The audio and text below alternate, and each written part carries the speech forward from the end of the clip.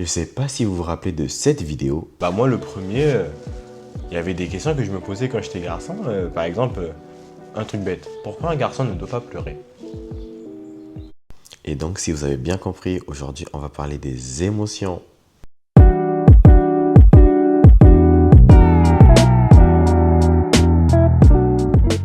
Alors, moi j'ai noté énormément de points sur mon ordinateur. Aujourd'hui je travaille avec mon ordinateur un petit peu plus professionnel, mais toujours dans la paix, dans l'échange tranquille. J'ai noté en fait des points aujourd'hui qui représentaient en fait des pressions assez conséquentes chez un homme, en l'occurrence la gestion des émotions. Parce que c'est vrai que si on va à la source, généralement, ce problème de gestion d'émotions en fait se base en fait sur une éducation que nous avons reçue. Moi, sur la dernière vidéo, j'ai donné mon exemple précis. Ben, en fait, souvent, on va être habitué à être nourri parce qu'il faut savoir qu'un enfant, malheureusement, est une éponge. Aujourd'hui, on prend une éponge, par exemple, mon téléphone, c'est une éponge. Je la plonge dans l'eau et elle va absorber l'eau. Et ben, un enfant, c'est pareil. Et ben, nous, en tant qu'enfants, c'est vrai qu'on a souvent eu à absorber des paroles qui, certes, avaient l'air bien intentionnées, mais n'étaient pas forcément les plus adaptées et qui n'étaient pas forcément les meilleurs au long terme. Pourquoi je dis ça? Parce que, en prenant l'exemple de pleurer, tout simplement, bah, le fait d'avoir entendu toute mon enfance, bah, Yann, tu ne peux pas pleurer. Yann, t'es un homme. On a souvent entendu ça une fois de plus, je le redis parce que on sait de quoi on parle. T'es un homme, tu peux pas pleurer. Non, il faut être fort, il faut être solide, il faut être debout. Mais en fait, involontairement, ça crée une pression. Je sais pas vous, hein, mais moi, personnellement, ça m'a créé une très très grosse pression. On est entre nous, on dit la vérité. Et personnellement, moi, j'ai eu une pression de dingue. Parce que je me disais, mais attends, je dois pas pleurer, je dois être fort en même temps, je dois me gérer.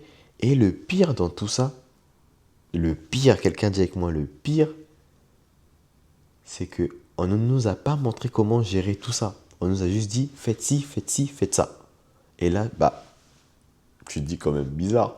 Parce qu'en soi, ok, je dois pas pleurer, je dois être fort, mais comment je le fais? Et en fait, c'est là aussi du coup qu'il n'y avait pas l'équilibre, parce que du coup, on se rend compte qu'on est dépourvu de toute aide et on se retrouve face à nous-mêmes. Genre comme sur Be Real. Non, on n'est pas face à nous-mêmes, on est entre nous. Donc ça va. Ça, on aime bien Be Real. Ok?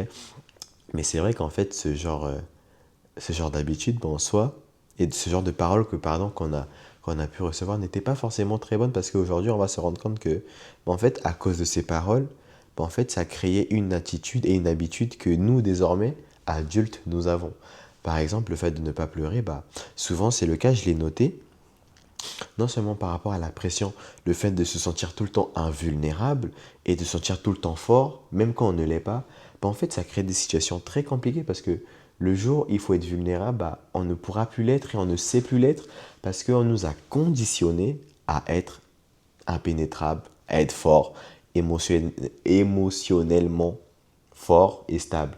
Alors qu'en réalité, bah, c'est une faiblesse parce qu'on se retrouve en fait à ne pas savoir les gérer plus tard. Moi, ça m'est arrivé. euh, Surtout, j'ai donné ma vie à Christ. Quand j'ai dit Christ, j'ai accepté Jésus comme Seigneur et Sauveur. Et aujourd'hui, je suis chrétien. Je suis très épanoui dans ma relation avec Dieu et dans ma vie personnelle, tout simplement. Mais du coup, quand j'ai accepté ce Seigneur Jésus, bah, en fait, bah, j'ai eu énormément de mal à m'ouvrir et à être un petit peu plus fragile. Quand je dis plus fragile, c'est-à-dire bah, d'accepter que il y a des choses qui m'ont fait mal avant, dans mon âme, dans mon intérieur. Et ben en fait, le simple fait d'accepter ça, j'avais un petit peu du mal. Parce que, bah, en fait, je me dis, mais je peux pas être fragile, je peux pas être vulnérable. À cet instant, c'est laisser une faille à la personne en face, c'est-à-dire Jésus en l'occurrence, dans mon cas, bah, de pénétrer et d'en fait de s'immiscer, de voir ce qu'il y a à l'intérieur. Et en fait, on se rend pas compte, mais au travers de tout ce schéma de pensée, une forteresse a été érigée sur notre tête. C'est comme si en fait on se retrouve prisonnier d'une pensée qui veut nous garder dans un état qui n'est finalement pas le bon état parce qu'on le sait, le pire, c'est que, je ne sais pas vous une fois de plus, mais on le sait que c'est pas la bonne manière. On le sait tous. On le sait tous que garder ses émotions, c'est lourd, c'est pesant, c'est fatigant, c'est épuisant. Mais malgré ça, on arrive quand même à rester stoïque, dur, froid, distant, invulnérable, imperturbable. Et ça, on le sait que c'est vraiment pas agréable. Moi, personnellement, j'ai pas kiffé. Je sais pas pour vous. Moi, je dis la vérité. J'ai pas trop aimé. Et c'est vrai que pourtant, des fois, et en toute transparence, des fois, j'avais envie de partir vers quelqu'un et de dire que, bah, en fait, non, bah là, ça va pas, j'ai envie de craquer. Tu lâches tout, t'envoies tout casser. Bah, en fait, même ça, je me l'imaginais. Mais le faire, c'était toute autre chose. Voilà, c'était toute autre chose. Après, j'aimerais bien avoir vos avis aussi concernant ce sujet. Si vous avez déjà vécu, bah, on échange. Si vous ne l'avez pas vécu, tant mieux en soi. Mais c'est vrai que c'est souvent le cas et c'est vrai qu'en tant qu'homme, c'est un peu compliqué. Et là où maintenant, nous, ce qu'on va faire, c'est qu'en fait, on va attribuer cette situation-là à de la faiblesse. Sauf qu'en réalité, c'est pas de la faiblesse. En réalité, c'est grave pas de la faiblesse. Par exemple, la première fois que j'ai dit je t'aime à mon père et à ma mère, bah sur le coup, j'ai eu une pression de dingue. Je sais pas vous, mais j'ai eu mon cœur, il faisait boum, boum, boum, boum. J'arrivais pas. J'arrivais pas. Pour vous dire, j'ai attendu littéralement une semaine, 2 semaines pour leur dire je t'aime. Genre un vrai je t'aime. Et ça, tout simplement parce que on nous a toujours fait comprendre qu'un garçon ne dit pas je t'aime. Et d'autant plus compliqué lorsque on est en relation. Nous qui voulons être des parents plus tard, c'est très compliqué en fait. On se rend compte que ce schéma de pensée, ben, en fait, n'est pas le bon. Et on le sait que c'est pas le bon. Mais voilà, tout ça pour en parler, pour dire que c'est vrai que c'est pas ce schéma-là qu'on aurait aimé avoir, mais je pense vraiment que aujourd'hui, s'il y a ce genre de contenu, s'il y a ce genre de vidéo, c'est pour aussi permettre à des personnes qui sont encore dedans et à des personnes qui peut-être veulent en sortir aussi, ben en fait de s'aider entre nous et de se dire que ben en fait non, c'est pas la bonne manière de gérer mes émotions. Et aujourd'hui, bah, gérer mes émotions, surtout à ce niveau-là, n'est pas une faiblesse en fait en soi. Ce n'est pas une finalité, c'est pas quelque chose de mauvais de gérer mes émotions et d'accepter que j'ai mal quelque part, que j'ai besoin d'aide, j'ai besoin de parler, surtout en tant qu'homme. Et c'est ce qu'on verra en tout cas dans les prochaines vidéos, parce que là, du coup, on va se focaliser, comme vous avez compris, sur les émotions. Et je pense que ça va faire énormément du bien. Et d'ici peu, il y aura des intervenants, comme ça, ce sera un petit peu plus interactif, d'avoir l'avis de tout le monde, de tout ce qui a pu se passer. Et on va parler entre nous, on va se dire la vérité entre quatre murs. Et ça va faire du bien à plusieurs personnes parce que sache que tu n'es pas le seul, je ne suis pas le seul.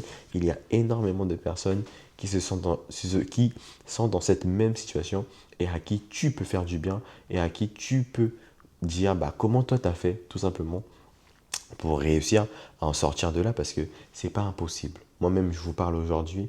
Aujourd'hui, je me sens tellement épanoui. Je dis je t'aime à gogo pour vous dire. Aujourd'hui, je suis devenu quelqu'un de tellement affectif. Je suis même étonné de moi. Mais bon, ça, c'est un autre sujet aussi. Comment y arriver, c'est un autre sujet. Mais en tout cas, c'était aussi pour dire que vraiment, pour un petit peu casser la petite barrière, cette petite barrière des pensées et des émotions. Et en tout cas, ce qui va arriver, bah, va être la suite, une continuité et un échange libre sur lequel on pourra un petit peu parler de plus en profondeur et rentrer dans des cas de vie qu'on a pu rencontrer dans notre vie, dans le quotidien de chacun. Voilà. En tout cas, sur les commentaires, n'hésitez pas à partager des expériences, à partager des moments vécus. Sentez-vous vraiment libre. On est entre nous, c'est la famille. Le but, c'est un petit peu de sortir aussi de ce côté où on ne veut pas forcément en parler. Là, on expose, on met en évidence afin que bah, tout le monde en fait puisse écouter, se dire bah, je ne suis pas si seul que ça, tout simplement. En tout cas, c'était la famille, c'était Yann et ça m'a fait vraiment plaisir ces quelques minutes. Et n'hésitez pas à vous abonner, à partager cette vidéo à plusieurs personnes. Et en tout cas, on est ensemble, la famille. Prenez soin de vous et on se dit à bientôt sur Real.